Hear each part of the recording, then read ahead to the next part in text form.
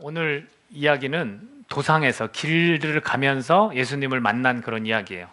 근데 성경의 또 다른 곳에 이 이야기가 있습니다. 사도 바울이 다메섹이라는 곳으로 가던 중에 예수님을 만났어요. 길이라는 거, 저는 삶을 길이라고 봅니다. 그렇죠? 우리가 삶이라는 이 길을 걸어가면서 우리가 예수님을 좀 더 깊이 있게 만날 수 있다는 그 기대, 이것을 우리가 가져야 돼요. 여러분, 삶 속에서 주님이 그렇게 여러분과 동행하시고 만나주신다고 믿으세요?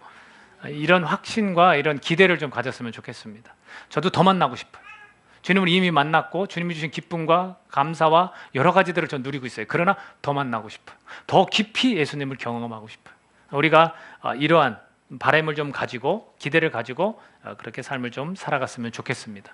여러분, 선지식, 이 성경에 관한 그 이야기의 선지식, 그것이 좀 있어야 주님을 더 깊이 있게 만날 수 있고요. 또 차근차근히 우리가 말씀을 듣기도 하고 또 어떤 공동체에 참여도 하면서 그렇게 어렴풋이 알고는 있어야 주님을 더 깊이 있게 만나는 그 가능성이 높아진다는 거예요.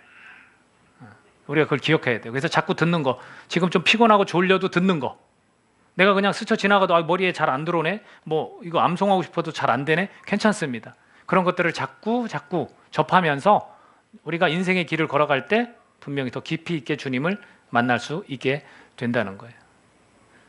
저도 길에서 예수님을 경험한 적이 있어요. 근데 그 길은 도로고 저는 차 안에 있었어요. 제가 어느 목사님, 여자 목사님이신데 이제 기도원 같이 시골에서 조그맣게 교회를 하는 그런 목사님을 찾아가고 거기에 가서 같이 이렇게 대화도 나누고 이제 뭐 기도도 해주셨죠. 축복 기도도 해주시고. 저는 그때 청년이었어요. 아마 27으로 내가 기억을 하는데, 그때 가서 뵙고 차를 운전하면서 오는데 그 차 안에 찬양이 하나가 나왔어요. 그 찬양 들으면서 엄청 울었어요. 저도 모르게 뭐 의도한 것도 아니야. 근데 그 찬양의 가사가 막 이 가슴으로 머리로 막 쏙쏙 들어오는데 눈물이 그냥 앞을 가려서 막 차는 제가 속도를 내면서 가고 있는데 막 아마 뭐 썬팅 이런 게 잘 안 됐을 당시에요. 아마 마주오던 차들이 놀랬을 거예요. 저 사람 운전하면서 저 막 눈물을 훔치고 막 이러면서 막 도로에서 그러고 왔는데 그때 그 찬양이 뭐였냐면 아주 먼 옛날 하늘에서는 당신을 향한 계획 있었죠. 하나님께서 바라보시고 좋았더라고 말씀하셨네. 이 세상 그 무엇보다 귀하게, 그 다음 뭐죠? 나의 손으로 창조하였노라. 와, 그 가사가 이 이렇게 들렸어요. 지금처럼 저렇게 을조렸잖아요. 그게 이 가슴으로 오는데 아주 오래전부터 하나님 나를 사랑하시고 나를 만드셨구나. 그거에 막 녹아져 가지고 막 줄줄줄 울면서 지금도 막 그 생각하면 막 가슴이 벅차요.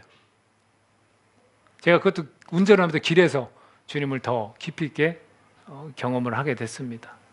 저는 여러분도 분명히 지금 삶의 그 자리 가운데서 묵묵히 인생의 길을, 삶의 길을 걸어가실 때 주님께서 분명히 여러분을 더 깊이 있게 만나 주실 거라고 저는 믿습니다. 이 제자들이 여기서 2명의 제자인데 누군지는 잘 몰라요. 하나는 글로바라는 사람이에요. 그리고 한 사람 이름이 나오지 않았어요. 근데 그 사람들이 가면서 25리라는 길을 쭉 걸어가요. 25리는 대략 심리가 4km라고 하니까 25리면 10km 정도. 10km 정도를 두고 쭉 걸어가는데 그 걸어가는 모습이 처량해요. 터벅 어깨는 축 처져 있고 예수님 만났을 때 슬픈 빛을 막 띠고 이렇게 걸어가는 거예요. 뭐 때문에 이렇게 슬퍼했을까요? 그리고 성경에서 뭐라고 또 묘사했냐면 눈은 가리워졌대요. 예수님이 곁에 동행하는데도 못 알아보는 거예요. 못 알아볼 리가 없거든요. 근데 눈이 가리워져서 못 본 것뿐이에요. 왜냐하면 예수님은 죽으시고 그대로 그 모습 그대로 살아나서 옆에 동행하는데 그걸 못 알아보는 거예요. 완전히 그냥 슬픔에 잠겨서 둘이 그리고 가면서 뭐라고 말하고 쏙닥쏙닥 이야기해요. 그러니까 예수님이 물어보시는 거예요. 야, 너네 길 가면서 서로 주고받는 이야기가 뭐냐? 그러니까 이 두 사람이 슬픈 빛을 띠고서 머물러 섰다고 이야기합니다. 그 중에 한 사람이 대답했죠. 당신은 지금 예루살렘에 체류하면서도 요즘 여기에서 벌어진 일을 혼자만 알지 못하냐? 어떤 일이 생겼는지 아느냐? 그러니까 예수님 알면서도 무슨 일이냐고 물었어요. 그러니까 이 사람들이 차근차근 설명하는 거예요. 나사렛 예수의 이르니 그는 하나님과 모든 백성 앞에서 말과 일에 능하신 선지자다. 우리 대장들이 관리들이 사형 판결에 넘겨져 십자가에 달려 죽으셨다. 그럼 무엇 때문에 이들이 이렇게 슬픈 얼굴 어깨가 축 처져서 이렇게 가고 있을까? 여러분들도 슬픈 얼굴을 띌 때도 있고 어깨가 축 처질 때도 있고 지치고 정말 내가 신앙이라고 하면서도 너무나 힘들 때도 있죠. 근데 이 사람들도 지금 그런 거예요. 예수님을 쫓아다녔던 사람들이에요. 뒤에 가면 우리가 읽었지만 제자들과 다시 나중에 합류해요. 그리고 뭔가 좀 이게 막 흥분돼가지고 막 그것을 전해요. 왜 그랬을까? 무엇 때문에 이렇게 슬프고 눈이 가려지고 그럴 수밖에 없었을까? 그 중에 우리 이 본문을 가지고만 이야기한다면 예수님을 오해해서 그래요. 많은 신앙인들이 예수님을 오해하는 것 같아요.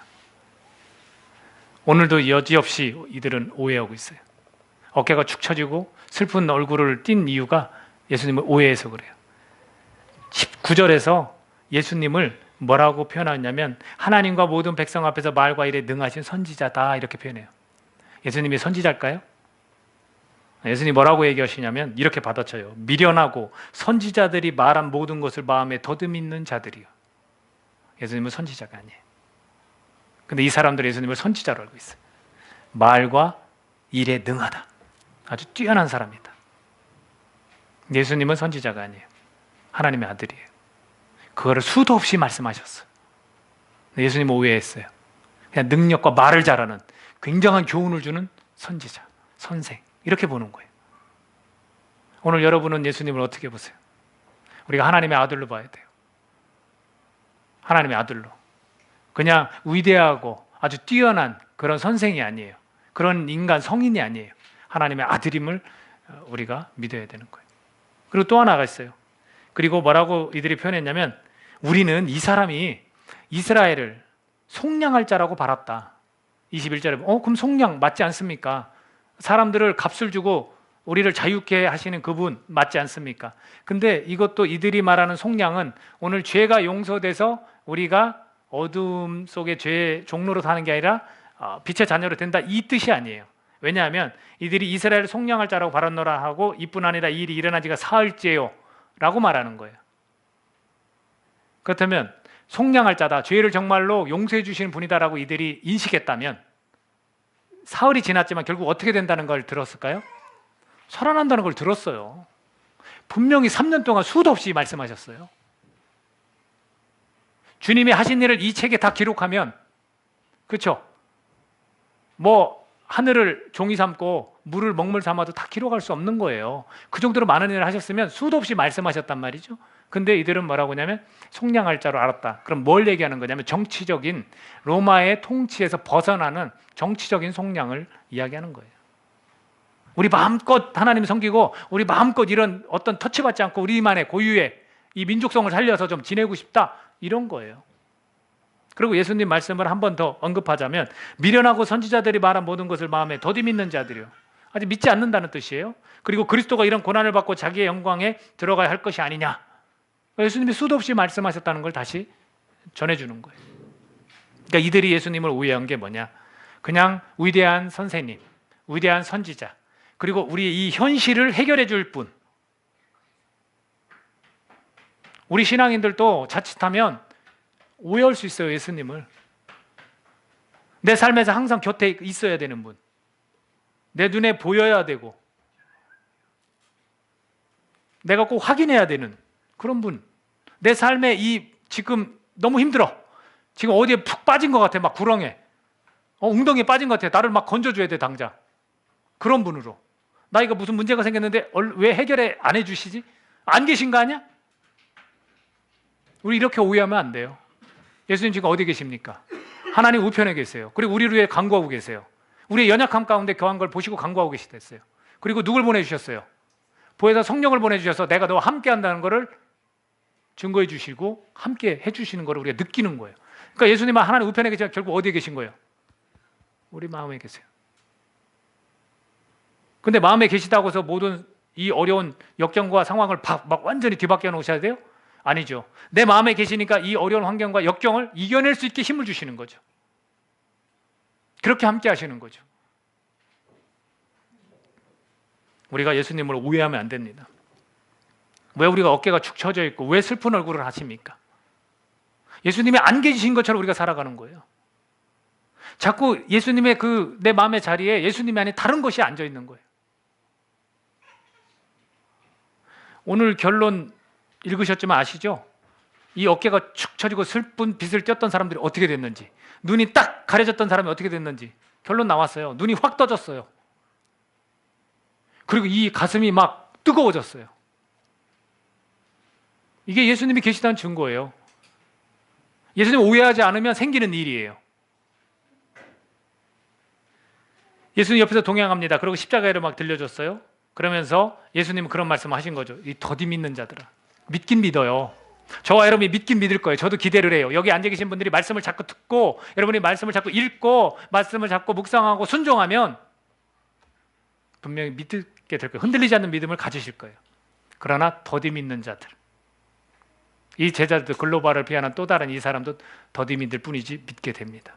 주님이 택하신 자들은 언젠지는 모르지만 굳건한 믿음으로 서게 돼 있습니다.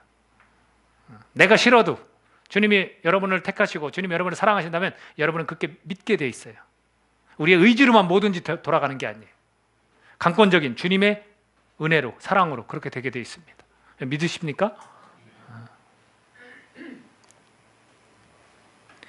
이들이 그 가운데 주님께서 이들에게 27절에 보면 같이 한번 읽어볼까요? 27절 시작.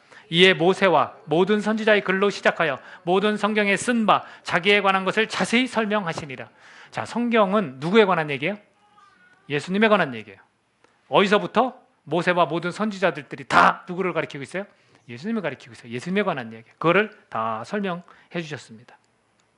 그리고 마을 쪽에 가까이 갔는데 이들이 눈은 아직 가려져 있어요. 이 설명은 들었는데 그들이 강권하여 이르되 우리와 함께 머물러 주십시오. 날이 저물어 갑니다. 같이 해주십시오. 이렇게 권했어요. 그 이야기가 좀 흥미가 있었나 보죠. 모세부터 선지자에 관한 이야기들이 조금 관심이 좀 생기고 귀를 기울였나 보죠. 더 있고 싶은 거예요. 그랬을 때 그들과 함께 음식 잡수실 때 떡을 가지고 딱 축사하셨어요. 기도하셨어요. 그 떡을 가지고 축사하시고 떼어 그들에게 주셨습니다. 그랬더니 그들의 눈이 밝아져 예수님인 줄 딱 알아봐요. 이제 여러분, 우리가 눈을 뜬 것 같잖아요. 근데 우리가 눈을 뜨고 유대인들이 눈을 뜨고 있는데 예수님이 뭐라고 하냐면 이게 장님이다. 이상한 소리 하는 거죠. 이해 안 되는 소리를 하시는 거죠. 근데 이들도 눈을 뜨고 지금 10km가 되는 길을 걸어가는데 눈이 가려졌다는 거예요. 그리고 지금서 눈이 떴다는 겁니다. 우리가 눈이 떠져야 돼요. 그래 예수님을 정말 만날 수 있는 거. 우리 눈이 가려져요. 근데 지금 어떤 일을 통해서 떠졌냐면 떡을 통해서 떡을 나누고 딱 음식을 먹으면서 예수님이네.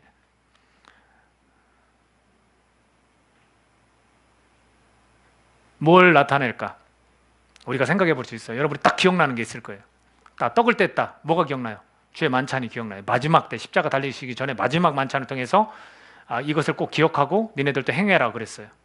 거기서 기억나는 게 뭐예요? 이 몸이에요. 몸은 생명과 관계되어 있어요. 그것이 다시금 이들이 생각날 수도 있어요. 그걸 떡을 먹으면서 예수님의 그 몸을 통한 희생, 우리의 생명을 구원해 주신다는 그런 것들을 떠올리고 눈이 떠졌을 수 있다는 거예요. 그래서 이것을 끝까지 지키고, 그래서 우리가 이 주의 만찬이 정말로 중요해요. 그냥 형식상 뭐 이렇게 하는 거 재미로 이렇게 하는 게 아니라 항상 우리가 떡을 떼고 그리고 이렇게 잔을 나누는, 그래서 주님의 피와 주님의 살을 우리가 기억해야 되는 거예요. 그걸 떡을 딱 주고 나서 이들은 눈이 떠졌습니다. 그리고 나서 예수님은 보이지 않았어요. 예수님은 이제는 인간의 그 모습, 같이 걷고 하던 그 모습 속에서 간혹 니네 먼저 저 갈릴리 바다를 건너서 가라 라고 하고 무리를 막 걸으셨던 그런 모습도 있었고, 지금도 역시 이 없어지셨다는 거에 대해서 여러분들 너무 놀라지 마세요. 아까 말씀드렸지만 말과 행사가 능한 선지자예요. 하나님의 아들이에요. 하나님의 아들이기 때문에 충분히 가능한 일이에요. 이게 없어지셨어요. 그리고 이제는 죽었다 부활하셨기 때문에 더 이상 육신으로 이제는 거하시지 않고, 이제는 그 육신의 모습을 보이셨지만 이제는 그 뜻을 다 이루신 거예요. 그리고 어디론가 가버리셨어요? 자, 이들의 고백이 저희 교회의 정신과 여러분 기억나실 거예요. 누가복음 24장 32절 우리가 꼭 기억해야 될 우리 교회의 정신이에요. 같이 한번 읽어봅시다. 같이 읽겠습니다. 시작. 그들이 서로 말하되 길에서 우리에게 말씀하시고 우리에게 성경을 풀어주실 때 우리 속에서 마음이 뜨겁지 아니하더냐. 마음이 뜨거워진대요. 성경을 그냥 풀어주고 들려주시는데 마음이 뜨거워진대요. 이거 헬라어로 표현하면 뭔지 아십니까? 불탄다예요. 훨씬 더 우리에게 크게 와닿지 않습니까? 마음이 뜨겁다 못해 불탄대요. 막. 뭐 때문에? 모세와 선지자의 글을, 성경을 그냥 풀어서 쭉 들려주셨는데 그랬다는 거예요. 이게 우리 교회 정신이에요. 여러분, 여러분이 회복되고 여러분의 마음이 뜨거워지고 여러분의 신앙이 온전하게 되는 것 말씀밖에 없습니다. 사람의 말과 사람의 관심과 격려, 응원 이것도 도움이 돼요. 그러나 이거는 그냥 뭐랄까 이거 옵션 정도예요. 핵심은 뭐냐? 말씀으로 여러분은 뜨거워질 수 있습니다. 여러분의 가슴이 불탈 수 있어요. 왜 나 냉랭해요 하나님? 나 왜 이렇게 무미건조하죠? 나 신앙인인데 주님 사랑한다고 하는데 여러분 그것은 원인이 뭐냐면 말씀으로 뜨겁지 않아서 그래요. 말씀 속에서 우리가 이 불이 타는 거예요. 막 가슴이. 그러니까 자기들이 그 얘기를 하는 거예요. 우리에게 성경을 풀어주실 때 우리 속에서 마음이 뜨겁지 아니하더냐. 이런 말씀으로만 가능합니다. 그것을 풀이했다는 걸 해석한 거예요. 우리가 하나님 말씀을 올바르게 해석되어진 걸 들을 수 있어야 돼요, 여러분. 그래서 제가 여러분이 조금은 지루하게 느낄 수 있는 부분 항상 말씀드리지만 저는 그래도 좋아요. 그냥 하나님 말씀만 그냥 전하는 게 좋아요. 다른 거 뭐 전해서 뭐 합니까? 이것이 마음을 뜨겁게 해주는데. 그래서 여러분 우리가 PPT로 뭐 말씀 구절 안 봐요. 이거 갖고 다니셔야 돼요, 여러분. 성경이 얼마나 중요한지 몰라요. 항상 읽어도 또 까먹고 읽어도 또 까먹고 이게 얼마나 중요한지 몰라요. 이걸 읽어야 돼요. 이것이 나의 마음을 뜨겁게 해준다는 거예요. 그래서 우리가 이것을 풀이해주면 우리가 적용해야 돼요. 받아들이고 실천해 봐야 되는 거예요. 그러면 나에게 믿음의 열매를 맺게 되는 거예요. 그냥 풀이만 들어. 그거로는 안 돼요. 마음이 뜨겁다는 것은 내가 행동으로 옮기고 싶은 마음이 생겼다는 거예요. 막 불탄다는 거예요. 그러면 우리는 이것을 받아들였으면 실천하셔야 돼요. 근데 재밌어요. 이 실천을 나 잘 못해요. 의지가 약해요. 걱정하지 말아요. 이들한테 뭐라고 했냐면 마지막에 가서 오늘 24장 우리 이제 뒤까지 마지막에 다음 주에 할 건데 뭐라고 했냐면 기다려라. 너희들 이 성에서 기다려라. 너희는 위로부터 능력으로 입혀질 것이다. 그게 바로 성령께서 임하시면 성령께서 너희들을 조종할 거라는 거예요. 성령의 인도와 이끌림, 충만함 속에서 너희들은 그 뜨거움에 지금 누린 감격을 실천할 거라는 거예요. 그러니까 내가 의지가 약해서가 아니에요. 성령께서 나에게 계심에도 불구하고 내가 성령을 의지하지 않아서 그래요. 그러니까 우리가 할 일이 별로 없어요. 우리를 구원해 주시고 우리를 사랑한다고 해주시고 혼자 놔두지 않고 내가 너희와 영원히 함께하겠다 해서 보혜사 성령, 돕는 성령, 위로자 성령, 상담자 성령, 그 성령님을 보내주신 거예요. 우리와 함께 하시는, 예수님을 믿으면 우리와 함께 하시는 분이에요. 그분을 힘입어서 우리가 실천할 수 있는 거예요. 이렇게 하시고 나서 그들은 눈도 열렸고 마음도 뜨거워졌습니다. 우리가 주의 만찬이라는 거, 주님의 살과 피를 꼭 기억해야 돼요. 내 눈이 열리려면. 또 하나, 말씀을 가까이 해야 내 마음이 불타듯이 뜨겁습니다.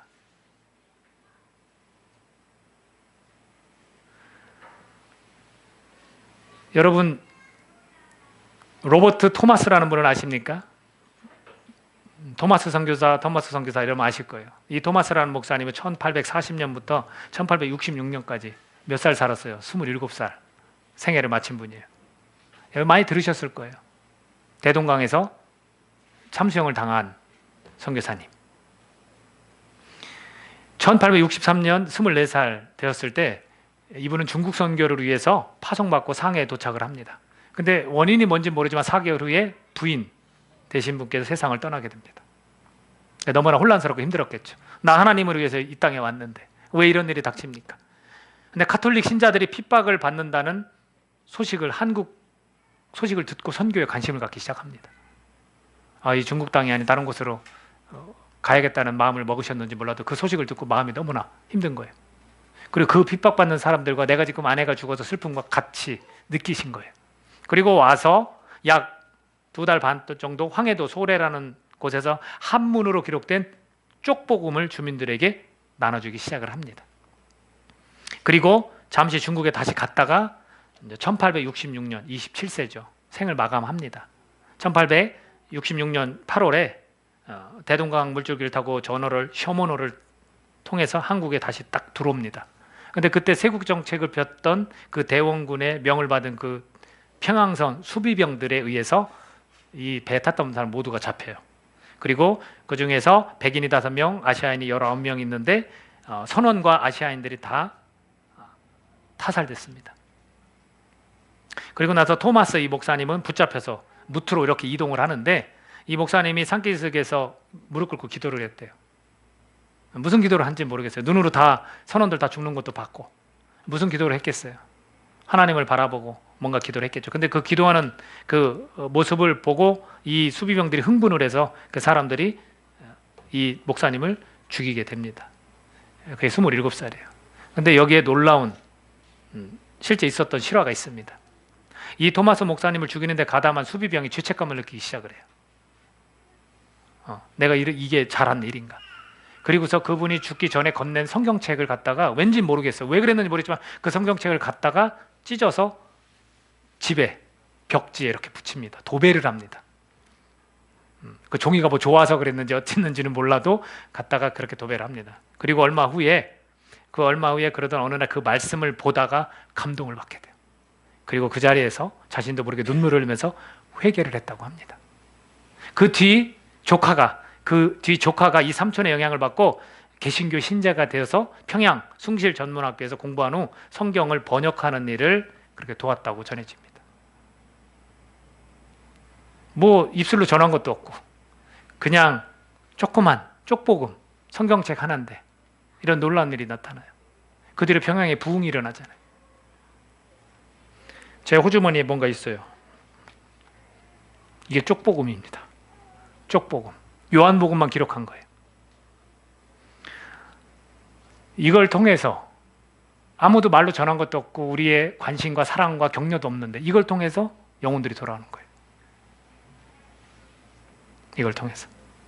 여러분 우리 교회가 바이블타임이라고 사실은 오늘 1년 동안 신약 일독을 한 거예요. 그리고 내년에 그리고 내후년에 2년에 걸쳐서 구약을 읽을 겁니다. 여러분 신약 일독했으면 내 인생 가운데 평생 동안 기억날 것 같아요? 저는 자신 없네요. 저는 어제 읽은 것도 자신 없는 사람인데 항상 읽어야 돼요. 거기에 우리의 마음이 불타는 일이 생깁니다. 이거 저 어제 전했어요. 근데 감사하게도 바깥에 나가지 않고 교회 안에서 전했어요. 한 자매님이 찾아왔어요. 부산에서. 근데 믿지 않는 형제를 만나요. 얼마 안 됐어요. 그래서 제가 권했어요. 결단해라. 결단해라. 결혼하면 교회 가겠다, 믿겠다, 믿지 마라. 전에 결정 보고 결혼할지 말을지를 그때 결정해라. 그리고 이거는 자매님 먼저 보세요. 그래서 보고 감동이 되면 형제한테 주세요. 그랬어요. 그래서 저는 예상치 못했는데 쪽복음을 전했어요. 그리고 자매랑 한참 대화를 하는데 예배 가도 목사님 말씀 들려오지도 않고 매일 이렇게 큐티해야 되는 것도 아는데도 잘 안 되고 그래서 이거로 다시 한번 회복을 했으면 하는 마음이 생겼어요. 그게 성령께서 일하신 거예요. 요거 하나로 어떤 일이 생길지 어떻게 합니까? 이 자매가 회복될지 어떻게 합니까? 이 자매의 남자친구가 믿게 될지 어떻게 합니까? 그런 일을 했다고요. 여러분 이거 500원이에요. 우리 교회가 이거 갖고 전도를 좀 했으면 좋겠어요. 이거 500원 1년이면 12권 한 달에 한 권만 전하세요. 내가 좋아하는 사람한테 주지 말고 내 마음에 감동이 되는 분한테 주세요. 모르는 일입니다. 이게 저 구석에 처박혔다가 어느 날 삶이 너무나 힘들고 지쳐서 이거 보다가 주님 만날 줄 어떻게 합니까? 우리의 계획과 생각대로 이 사람한테 주면 믿을 것 같다. 이거 없습니다. 그렇게 명령하신 적 없어요. 성령의 감동에 따라 그냥 이걸 나눠주면 좋겠다라는 생각이 듭니다. 바이블타임 여러분 제가 바이블타임을 따라서 내년에 설교할 겁니다. 여러분 꼭 그 일주일 동안 하루하루 그걸 꼭 읽으십시오.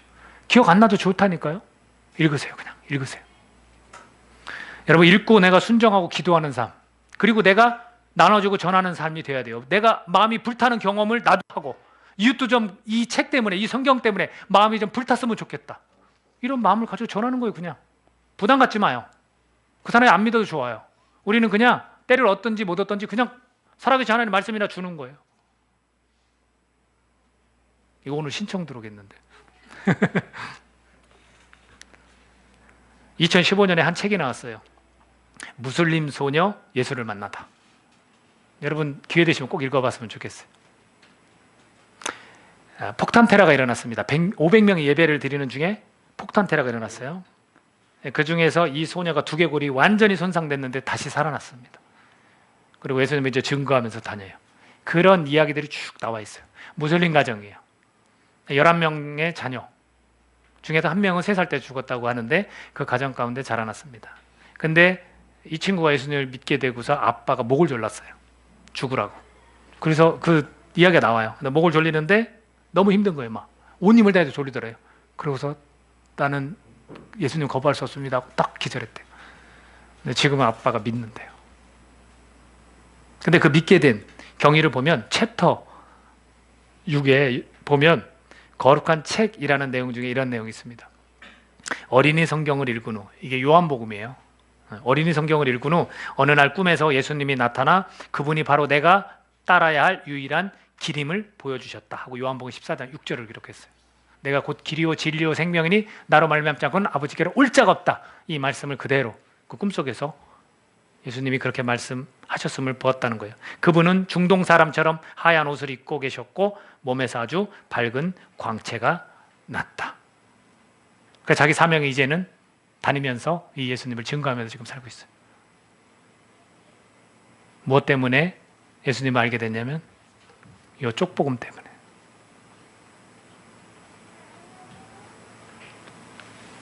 우리가 너무 전도라는 것도 너무 어렵게 생각하고, 그리고 하나님의 말씀이 정말로 능력 있고 살아있고 운동력 있는 것을 우리가 너무 무시해요.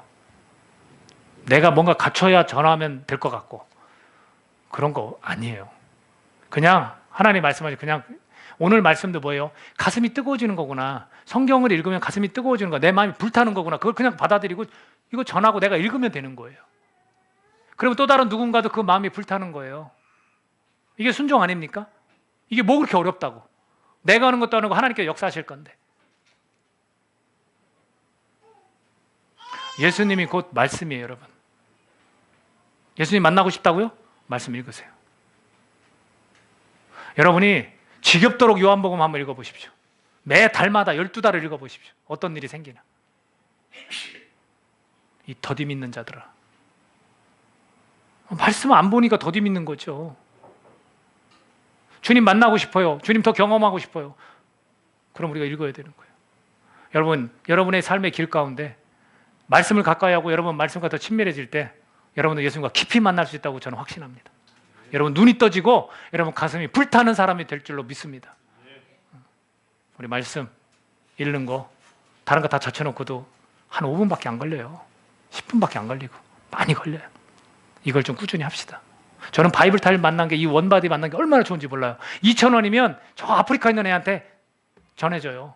한 달에 2,000원이면 내가 2,000원을 내면 만 원만 하면 5명한테 계속해서 고아들에게 계속해서 이 성경이 전해진다고요. 이런 것 좀 우리 이게 막 운동이 막 일어났으면 좋겠어. 우리 교회 안에서 좀 자랑 좀 해요. 목사님 저 10,000원 갖고 5명 고아 지금 성경 보내고 있어요. 그럼 우리 잘난 척이. 제가 그러겠어요? 잘했어. 하이파이브. 멋져요, 멋져. 그러면 그 언젠가 걔가 눈이 떠지고 진짜 이 가슴이 막 불타서 그 나라에서 그 고아지만 복음 전하면서 살면 얼마나 기쁜 일입니까? 우리 그 일을 하자고요. 바이블 타임 소홀히 여기지 마십시오. 전 그랬으면 좋겠어요. 성경 가까이 하는 사람들, 성경을 사랑하는 사람들, 성경으로 눈이 떠지고 성경으로 가슴이 불타는 사람들, 저와 여러분임을 믿습니다. 기도하겠습니다. 여러분, 이 제자가 왜 슬픈 얼굴을 가졌습니까? 왜 어깨가 축 처져가지고 아무것도 안 보이는 눈이 가려진 사람이 되었습니까? 예수님은 오해했어요. 예수님은 말씀으로 우리에게 다 들려주시오. 그리고 성경이 다 예수님에 관한 이야기라는 거예요. 그 말씀을 풀어주실 때 우리 가슴이 뜨겁지 아니하더냐. 다시 한번 제자들에게 또 나타나서 격려하시고 힘을 북돋는 그 예수님, 오늘 우리에게도 나타나시지 않습니까? 이 말씀을 통해서, 살아계신 하나님의 말씀을 통해서, 예수님의 이 말씀을 통해서 우리에게 나타나십니다. 우리의 마음을 뜨겁게 해주시고 우리 마음이 불타게 해주시고 우리 눈을 뜨게 하는데 말씀이 정말로 필요합니다. 우리가 말씀을 소홀히 여기지 않고 말씀을 상고하고 읽고 묵상하고 순종하는 그런 훈련들 통해서 나만, 내 가슴만 불타는 것이 아니라 우리 이웃들 가슴도 불탈 수 있는 그런 일들을 우리가 하기를 소원합니다. 우리 성령님 의지하면서 하나님 앞에 우리 기도하는 시간 갖겠습니다. 하나님 감사합니다. 저희들에게 이 말